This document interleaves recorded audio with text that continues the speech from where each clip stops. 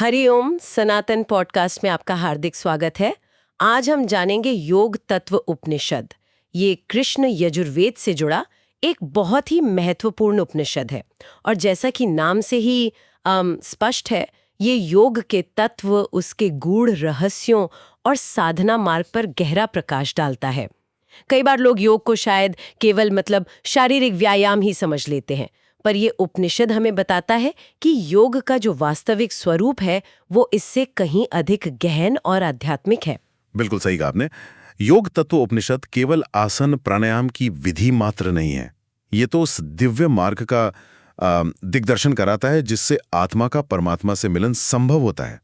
ये वो विज्ञान है जिसे जानकर एक साधारण मनुष्य भी अपने भीतर छिपी हुई असीम संभावनाओं को जगाकर आप कह सकते हैं महामानव बन सकता है। महामानव? जी हाँ, ये हमें हमारे वास्तविक दिव्य स्वरूप से परिचित कराता है, जिसे हम सब माया के प्रभाव में आकर जैसे भूल ही बैठे हैं। ये ज्ञान तो वाकई अत्यंत गूढ़ प्रतीत होता है। तो इस उपनिषद का ज्ञान प्रारंभ कहाँ से हुआ? इसकी परंपरा क्या है? किसने सबसे पहले इस रहस्य को जगत के सामने प्रकट किया? देखिए, इस दिव्य ज्ञान का स्रोत तो अत्यंत प्राचीन और बहुत ऊंचा है। उपनिषद का आरंभ स्वयं सृष्टि के रचयिता पितामह ब्रह्मा जी और जगत के पालनकर्ता योगेश्वर भगवान श्री हरि विष्णु के मध्य हुए एक बहुत गहन संवाद से होता है। अच्छा। ब्रह्मा जी ने देखा कि सृष्टि के जो जीव हैं वो माया के बंधन में फंसकर नाना प्रकार के दुख भोग रहे हैं, जन्म मृत्यु के चक्र में लगातार घूम रहे हैं। हाँ, ये तो हम देखते ही हैं। जी, तो वे उनके कल्याण के लिए चिंतित थे और उन्होंने भगवान विष्णु से पूछा कि इस बंधन से मुक्ति का उपाय क्या है। अच्छा। तब सर्वज्ञ भगवान विष्णु ने, जो स्वयं परम योगी हैं, जीवों के उद्धार के लिए योग के इस गूढ़ तत्वज्ञान का उपदेश दिया। अच्छा, ये तो अद्भुत है। पर मैंने ऐसा भी सुना है कि कुछ कथाएं इस ज्ञान को भगवान शिव और माता पार्वती के संवाद से भी जोड़ती हैं। वो प्रसंग भी तो काफी प्रचलित है। हाँ, आपकी बात बिल्कुल सत्य है। पौराणिक परंपरा में यह भी बहुत दृढ़ता से माना जाता है कि यही योग का गूढ़ रहस्य भगवान भोलेनाथ ने हिमालय के किसी एकांत कंदरा में अपनी प्रिया जगतजननी मां पार्वती को समझाया था। और कथा तो ये भी कहती है कि जब भगवान शिव ये उपदेश दे रहे थे, तब पास ही नदी में एक मछली वो बिल्कुल स्थिर होकर उसे सुन रही थी। एक मछली? जी हाँ, एक मछली। योग की जो धुनी तरंगें थीं, उन्होंने उसके भीतर ऐसी चेतना जगाई कि वही मछली आगे चलकर महान योगी मत्स्येंद्रनाथ के रूप में प्रकट हुई। अरे, वही मत्स्येंद्रनाथ जो नाथ संप्रदाय के आदि गुरु हुए। जी हाँ, बिल्कुल वही। तो इस प्रकार योग तत्व उपनिषद उसी दिव्य ज्ञान की एक अविरल धारा है जो श्रुति यानी गुरु शिष्य परंपरा के माध्यम से हम तक पहुंची है। ये उन योग उपनिषदों में से एक है जो वेदांत के, जो कभी-कभी शुष्क लगते हैं, उन सिद्धांतों को साधना और प्रत्यक्ष अनुभव की जीवंत भूमि पर उतारते हैं। तो जब ब्रह्मा जी ने जीवों के बंधन का मूल कारण पूछा तो भगवान विष्णु ने क्या स्पष्टीकरण दिया? हम सब इस दुख और माया के जाल में आखिर फंसे क्यों हैं? क्या कारण है इसका? भगवान विष्णु ने बहुत स्पष्ट रूप से समझाया कि सभी जीव, चाहे वे किसी भी योनि में हो, वो माया के एक अदृश्य लेकिन अत्यंत शक्तिशाली जाल में फंसे हुए हैं और इसी कारण से वो निरंतर सुख दुख के थपेड़े खा रहे हैं। अगर हम गहराई से देखें तो आत्मा वास्तव में परमात्मा का ही सनातन अंश है। उसका जो वास्तविक स्वरूप है वो तो निष्कल है यानी अखंड, निर्मल है यानी दोष रहित और परम शांत है। तो फिर ये जीव भाव कैसे आ गया? वो अपने ही पूर्व जन्मों में किए गए पुण्य और पाप कर्मों के फलों के बंधन और मूलतः अज्ञान के कारण वो आत्मा स्वयं को ये पंच भौतिक शरीर और ये चंचल मन मान बैठती है। इसी भ्रम के कारण वह जीव कहलाता है। ये समझना थोड़ा सा कठिन लगता है कि वो शुद्ध शांत परमात्मा इस जीव भाव को कैसे प्राप्त हो जाता है, ये परिवर्तन होता कैसे है? उपनिषद इसे समझाने के लिए एक बड़ा ही सुंदर और सहज दृष्टांत देता है, पानी के बुलबुले का। पानी का बुलबुला? जी, जैसे शांत अथाह जल में अकस्मात एक बुलबुला उठ खड़ा होता है, ठीक उसी प्रकार उस एक अद्वितीय परमतत्व ब्रह्म में मानो अहंकार का एक भाव, एक स्फुरण हुआ। इसी अहंकार से फिर पंचमहाभूतों पृथ्वी, जल, अग्नि, वायु और आकाश का ये स्थूल शरीर निर्मित हुआ जो विभिन्न धातुओं और इंद्रियों से बंधा है। अच्छा, जब वो शुद्ध परमात्मा इस शरीर और इसके साथ जुड़े सुख दुख के भावों से स्वयं को जोड़ लेता है, तब उसी विशुद्ध तत्व को जीव इस नाम से पुकारा जाने लगता है। और वे कौन से विशेष दोष हैं जो इस जीव को जीव ही बनाए रखते हैं, मतलब उसे अपनी वास्तविक परमात्म स्वरूप से विमुख रखते हैं। उपनिषद इन बंधनों या दोषों की एक काफी विस्तृत सूची प्रस्तुत करता है, जिन्हें हम अपने रोजमर्रा के जीवन में भी अनुभव करते हैं। ये हैं काम, मतलब कभी न तृप्त होने वाली इच्छाएं। हाँ, इच्छाएं तो अनंत है। बिल्कुल। फिर क्रोध, भय, मोह, लोभ, मद यानी घमंड, रजोगुण यानी अत्यधिक चंचलता, जन्म का चक्र, मृत्यु का भय, कृपणता यानी कंजूसी, शोक, तंद्रा यानी आलस्य, भूख, प्यास, तृष्णा, लज्जा, दुख, विषाद। अरे बाप रे, इतनी लंबी सूची। हाँ, और यहाँ तक कि क्षणिक सांसारिक बातों पर होने वाला जो अत्यधिक हर्ष या उल्लास है, वो भी बंधनकारी है। हर्ष भी? जी हाँ, क्योंकि वो भी द्वंद्व का ही एक हिस्सा है। उपनिषद कहता है कि जब जीव इन समस्त दोषों से पूरी तरह मुक्त हो जाता है, तभी वह केवल अर्थात अपने शुद्ध अद्वितीय परमात्मा स्वरूप में स्थित माना जाता है। योग साधना का मुख्य उद्देश्य ही इन सभी दोषों को जड़ से उखाड़ फेंकना है, ताकि हमारा वास्तविक स्वरूप प्रकाशित हो सके। तो इतने सारे दोष हैं और माया का ये इतना जटिल जाल, इससे बाहर निकलने का, इससे मुक्ति पाने का मार्ग क्या बताया गया है? कोई रास्ता है भी? हाँ, बिल्कुल है। वो मार्ग है कैवल्य। कैवल्य यानी परम पद, वो अंतिम शुद्ध अवस्था। यही वो स्थिति है जो माया के समस्त जालों को छिन्न भिन्न कर देती है, जो जन्म, मृत्यु, जरा यानी बुढ़ापा और व्याधि यानी रोग का जड़ से नाश कर देती है। यानी अमरत्व की अवस्था। कह सकते हैं ये अमरत्व की अवस्था है। पर उपनिषद यहाँ एक चेतावनी भी देता है। वो कहता है कि जो लोग केवल शास्त्रों के शुष्क अध्ययन या तर्क वितर्क में ही उलझे रहते हैं, जो केवल बुद्धि के स्तर पर ही ज्ञान की चर्चा करते हैं, वे इस कैवल्य पद की जो अनिर्वचनीय अनुभूति है, उसके वास्तविक मर्म को नहीं समझ पाते। अच्छा, मतलब ये अनुभव का विषय है, सिर्फ पढ़ने सुनने का नहीं? बिल्कुल, ये अनुभव का विषय है, केवल पांडित्य का नहीं। तो क्या इस कैवल्य की प्राप्ति के लिए केवल ज्ञान अर्जित कर लेना ही पर्याप्त है, या फिर केवल योग के अभ्यास में लगे रहना ही काफी है? दोनों में से अधिक महत्वपूर्ण क्या है, या फिर दोनों का संतुलन आवश्यक है? ये एक बहुत ही महत्वपूर्ण प्रश्न है आपका, और उपनिषद इस पर बिल्कुल स्पष्ट मार्गदर्शन देता है। कहा गया है, योग के बिना ज्ञान मोक्ष नहीं दे सकता। क्यों? ऐसा क्यों? क्योंकि बिना अभ्यास के ज्ञान केवल बौद्धिक सूचना बनकर रह जाता है, वो जीवन में उतरता नहीं, अनुभव नहीं बनता। अच्छा। और ठीक इसी तरह ज्ञान के बिना योग भी मोक्ष दिलाने में पूरी तरह समर्थ नहीं है। वो कैसे? बिना सही समझ और दिशा के की गई साधना वो व्यर्थ भटकने जैसी हो सकती है। आपको पता ही नहीं कि आप कहाँ जा रहे हैं। हाँ, ये बात तो सही है। इसलिए जो भी साधक वास्तव में मोक्ष का अभिलाषी है, उसे ज्ञान और योग दोनों का ही पूरी दृढ़ता और निष्ठा से अभ्यास करना चाहिए। देखिए, यह संसार मूलतः अज्ञान से ही उपजा है, और इसकी निवृत्ति, इससे छुटकारा केवल यथार्थ ज्ञान से ही संभव है। ज्ञान दीपक है और योग उस दीपक को जलाने की क्रिया है। यहाँ जब ज्ञान की बात हो रही है, तो इसका ठीक ठीक अर्थ क्या है? मतलब किस प्रकार के ज्ञान की अपेक्षा की जा रही है? क्या केवल जानकारी? नहीं, यहाँ ज्ञान का अर्थ केवल पोथियों को पढ़ लेना या जानकारी इकट्ठा कर लेना बिल्कुल नहीं है।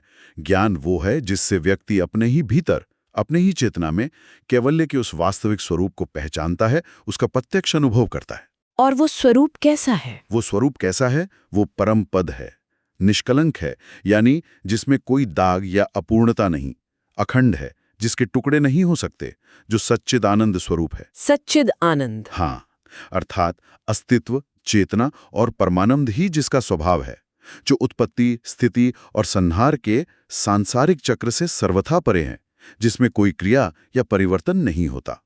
संक्षेप में कहें तो यह अपनी आत्मा और परब्रह्म परमात्मा की अभिन्नता का, उनकी पूर्ण एकता का अपरोक्ष अनुभवजन्य ज्ञान है।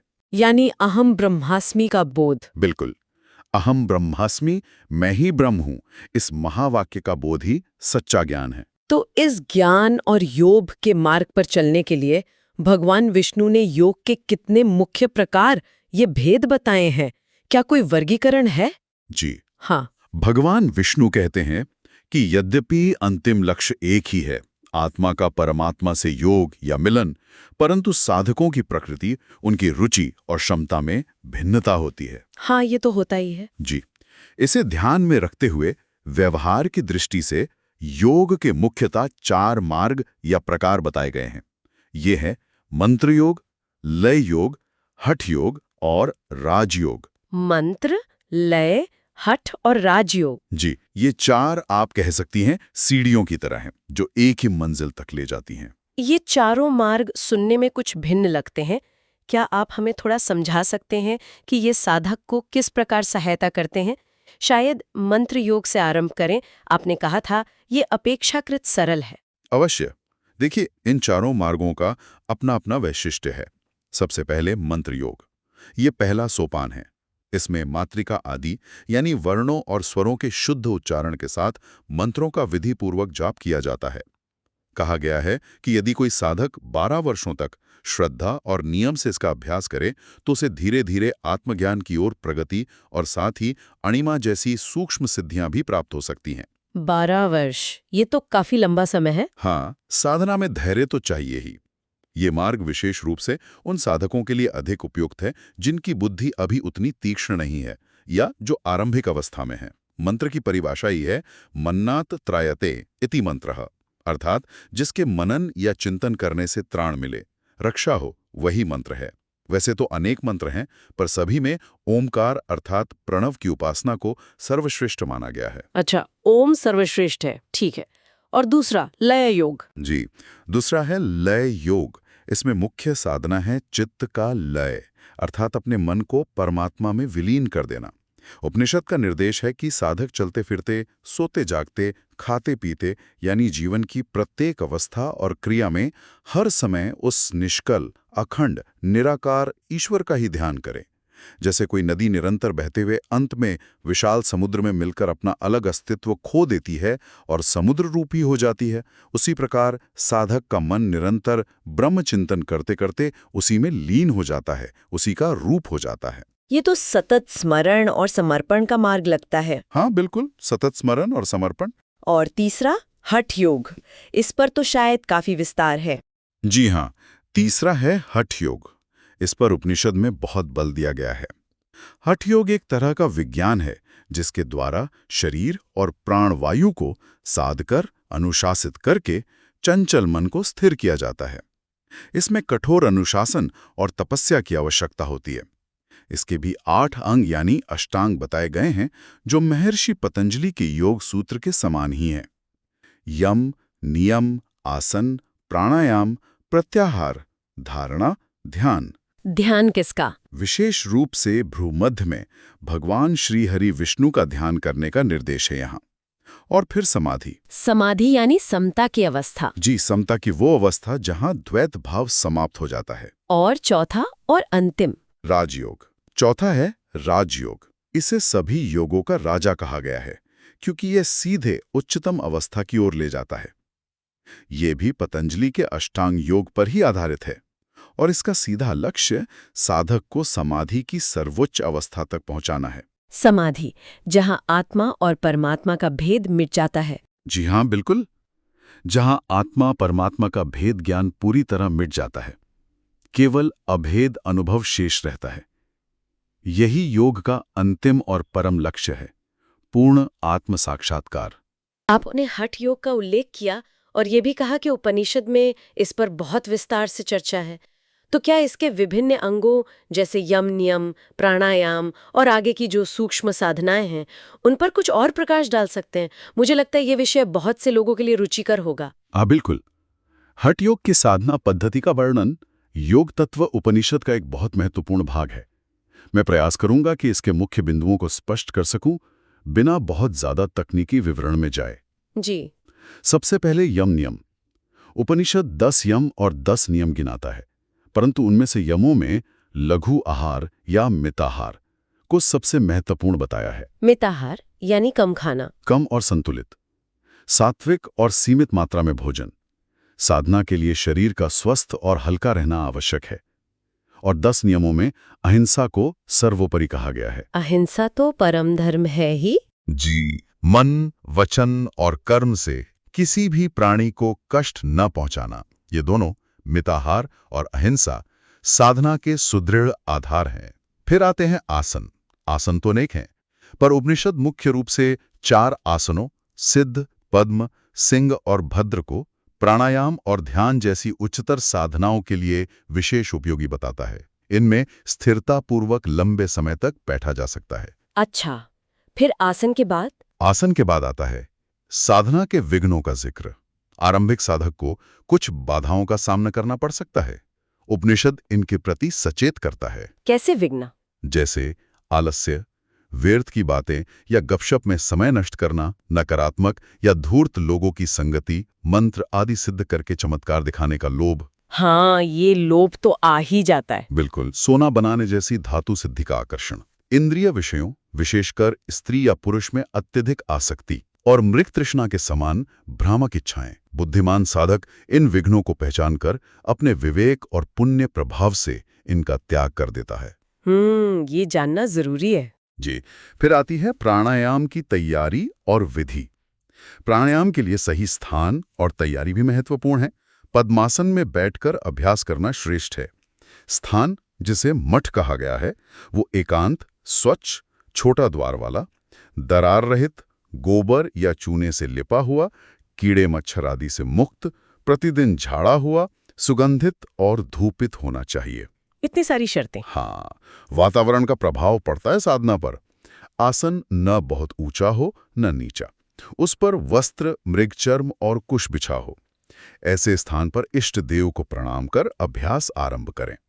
विधि का सार है, एक नासिका से धीरे धीरे श्वास लेना, पूरक, क्षमतानुसार भीतर रोकना, कुंभक, और दूसरी नासिका से धीरे धीरे छोड़ना, रेचक। फिर जिससे छोड़ा उसी से लेना और पहली से छोड़ना। यह क्रम लयबद्ध चलता है। पूरक, कुंभक, रेचक। जी, श्वास की अवधि को मात्रा में मापा जाता है, जो उंगली चटकाने जितना समय है। यह हर व्यक्ति के लिए अलग होता है, सेकंड पर आधारित नहीं। अच्छा, ये व्यक्तिगत है। हाँ, उपनिषद 16 मात्रा, पूरक, 64 कुंभक, 32 रेचक का एक अनुपात बताता है और दिन में 4 बार अभ्यास करते हुए धीरे धीरे 80 कुंभक तक पहुंचने का लक्ष्य देता है। ये अनुशासन और धैर्य की साधना है। 4 बार, प्रातः, मध्याह्न, सायं, अर्धरात्रि। जी हाँ, फिर नाड़ी शुद्धि और उसके चिन्ह। लगभग 3 मास के नियमित अभ्यास से नाड़ियां शुद्ध होती हैं। इसके लक्षण हैं शरीर में हल्कापन, त्वचा पर चमक, पाचन शक्ति यानी जठराग्नि का बढ़ना, अनावश्यक मोटापा कम होना और मन शरीर में स्थिरता आना। अच्छा, ये सब लक्षण दिखते हैं। जी, फिर आहार विहार पर भी निर्देश हैं। साधक को नमक, सरसों, खट्टा, तीखा, रूखा, बासी भोजन, कुछ सब्जियां, हींग आदि त्यागने को कहा गया है। अधिक घूमना, अग्नि पूजा, शायद अत्यधिक कर्मकांड में उलझना, स्त्री पुरुष संग, प्रातःकाल का ठंडा स्नान, उपवास आदि से बचने का निर्देश है। यानी बहुत संयम की जरूरत है। बिल्कुल। आरंभ में दूध, घी, गेहूं, मूंग, लाल चावल योग वृद्धि में सहायक हैं। मूल सिद्धांत है सात्विक, सुपाच्य, संतुलित आहार और संयमित जीवन। फिर अभ्यास की पराकाष्ठा है केवल कुंभक। केवल कुंभक, वो क्या है? जब श्वास बिना प्रयास के सहज ही भीतर या बाहर रुक जाए। इसमें पूरक रेचक की आवश्यकता नहीं रहती। कहते हैं इसे सिद्ध करने वाले के लिए तीनों लोकों में कुछ भी दुर्लभ नहीं रहता। अच्छा। इसके बाद शारीरिक प्रभाव और सिद्धियों का वर्णन आता है, लेकिन साथ में सावधानी भी। अभ्यास से शरीर में अद्भुत परिवर्तन आते हैं। पद्मासन में बैठा योगी मेंढक की तरह उछल सकता है, भूमि से ऊपर उठ सकता है। सच में? हवा में? जी, उत्प्लावन, शरीर अत्यधिक बलवान और कामदेव जैसा सुंदर हो जाता है। मलमूत्र, नींद कम हो जाते हैं। शरीर से दुर्गंध समाप्त होकर सुगंध आने लगती है, खासकर वीर्य रक्षा से। परंतु यही सबसे बड़ी सावधानी है। योगी को दूर सुनने, दूर श्रुति, दूर देखने, दूरदृष्टि, क्षण में कहीं भी पहुंच जाने, वाक सिद्धि, काम रूपत्व, अदृश्य होने, धातु परिवर्तन करने और आकाश में उड़ने जैसी अनेक सिद्धियां प्राप्त हो सकती हैं। ये तो चमत्कार जैसा लगता है। हाँ, और इसीलिए उपनिषद बार बार चेतावनी देता है कि ये सिद्धियां मंजिल नहीं बल्कि मार्ग के भटकाव हैं। बुद्धिमान योगी इनमें आसक्त नहीं होता, इनका प्रदर्शन नहीं करता, बल्कि इन्हें गुप्त रखकर मूर्ख या बहरे के समान संसार में रहता है और अपने अंतिम लक्ष्य कैवल्य की ओर बढ़ता रहता है। ये बहुत महत्वपूर्ण बात है, सिद्धियों में अटकना नहीं है। बिल्कुल नहीं। फिर आती हैं उच्चतर साधनाएं, जैसे मुद्रा, बंध और धारणा। इसमें महामुद्रा, महाबंध, महावेद जैसी क्रियाएं हैं जो नाड़ियों को खोलकर कुंडलिनी जागरण में सहायक हैं। खेचरी मुद्रा जालंधर बंध, उड्डयन बंध, मूल बंध, ये सब प्राण ऊर्जा को नियंत्रित कर ऊर्ध्वगामी बनाने की तकनीकें हैं। इनके नाम तो सुने हैं। जी, फिर विपरीत करणी यानी शीर्षासन जैसा आसन, जिससे कायाकल्प और दीर्घायुष्य मिलता है, पर इसमें तीव्र जठराग्नि के कारण पर्याप्त भोजन आवश्यक है। वज्रोली, अमरोली जैसी और भी गूढ़ क्रियाओं का उल्लेख है। और फिर पंचमहाभूतों पर धारणा का अभ्यास आता है। पृथ्वी, जल, अग्नि, वायु, आकाश, इनके बीज मंत्र, रंग, देवता के ध्यान से उन तत्वों पर विजय और संबंधित सिद्धियां मिलती हैं। शरीर वज्र जैसा दृढ़ होता है और मृत्यु का भय समाप्त हो जाता है। यानी तत्वजय। जी, तत्वजय। ये हठियों का मार्ग तो वाकई अत्यंत विस्तृत और वैज्ञानिक जैसा प्रतीत होता है, जिसमें शरीर और प्राण पर बहुत कार्य किया जाता है। तो धारणा के अभ्यास के बाद फिर ध्यान और समाधि का क्या स्थान आता है? ये अंतिम अवस्था जिसे निष्पत्ति कहा गया, वो कैसे प्राप्त होती है? आपने सही समझा। हठियों की ये साधनाएं, विशेषकर धारणा तक का अभ्यास, साधक को ध्यान और समाधि के लिए तैयार करता है, जैसे खेत को तैयार किया जाता है बीज बोने के लिए। पंच धारणाओं में सिद्ध होने के बाद साधक ध्यान की अवस्था में प्रवेश करता है। उपनिषद के अनुसार आकाश तत्व पर अपने इष्ट देवता के सगुण रूप का लगभग 2.5 घंटे तक। 2.5 घंटे? जी, 6 घटिका उतना ध्यान करना सगुण ध्यान है। इससे अनिमा आदि अष्ट सिद्धियां सहज ही प्राप्त हो जाती हैं। लेकिन ये भी अंतिम लक्ष्य नहीं है? नहीं, ये भी अंतिम लक्ष्य नहीं है। जब साधक किसी भी रूप या नाम का आलंबन छोड़कर केवल शुद्ध, निराकार, निर्गुण चैतन्य तत्व पर ही अपनी चेतना को स्थिर करता है, वो निर्गुण ध्यान कहलाता है। यही निर्गुण ध्यान समाधि का द्वार खोलता है। और समाधि की अवस्था वास्तव में है क्या? मतलब उसका अनुभव कैसा होता है, वो स्थिति क्या है? उपनिषद कहता है कि निर्गुण ध्यान के निरंतर अभ्यास से साधक लगभग 12 दिनों में समाधि की अवस्था को उपलब्ध हो सकता है। 12 दिन में? हाँ, अभ्यास की परिपक्वता पर निर्भर करता है। समाधि वह परम समता की स्थिति है जहां ज्ञाता, ज्ञेय और ज्ञान का भेद मिट जाता है, जहां जीवात्मा यानी व्यक्तिगत चेतना और परमात्मा यानी सार्वभौमिक चेतना का द्वैत भाव समाप्त होकर पूर्ण अद्वैत स्थापित हो जाता है। साधक का अपना पृथक मैं या अहंकार पूरी तरह विलीन हो जाता है। केवल शुद्ध, अखंड, सच्चिदानंद स्वरूप ब्रह्म ही शेष रहता है। यही योग की पराकाष्ठा है। जब योगी इस समाधि की अवस्था को प्राप्त कर लेता है, उसके बाद उसका क्या होता है? क्या वो शरीर में रहता है या शरीर छोड़ देता है? क्या होता है फिर? समाधिस्थ योगी पूर्ण स्वतंत्र हो जाता है। उसके पास विकल्प होते हैं।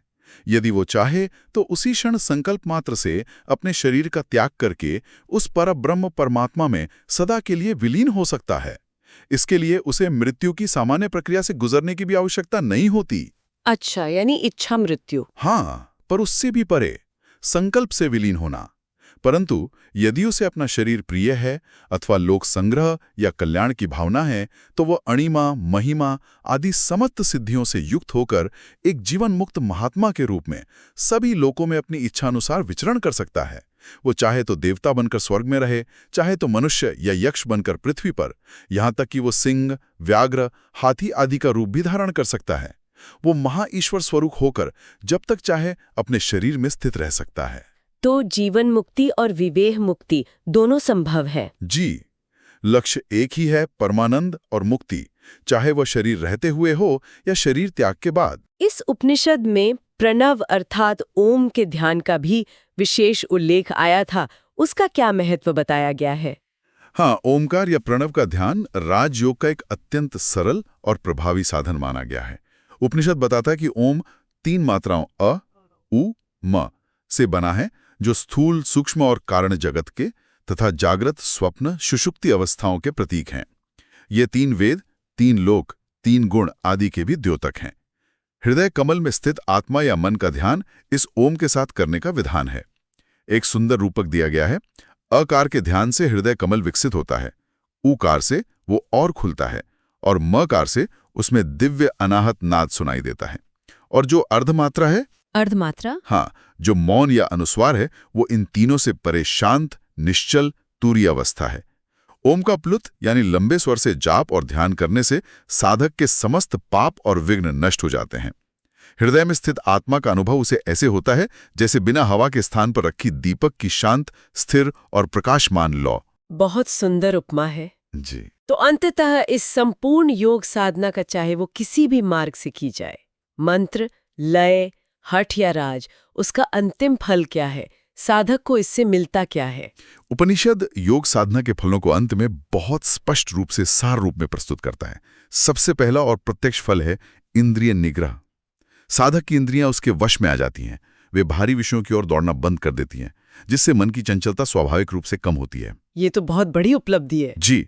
फिर है मन की स्थिरता व शांति। जब इंद्रियां शांत होती हैं तो मन स्वतः ही एकाग्र और स्थिर होने लगता है। साधक को एक ऐसी गहरी और स्थायी शांति का अनुभव होता है जो बाहरी परिस्थितियों पर निर्भर नहीं करती। भीतर की शांति? हाँ, आंतरिक शांति। तीसरा फल है आत्मानंद।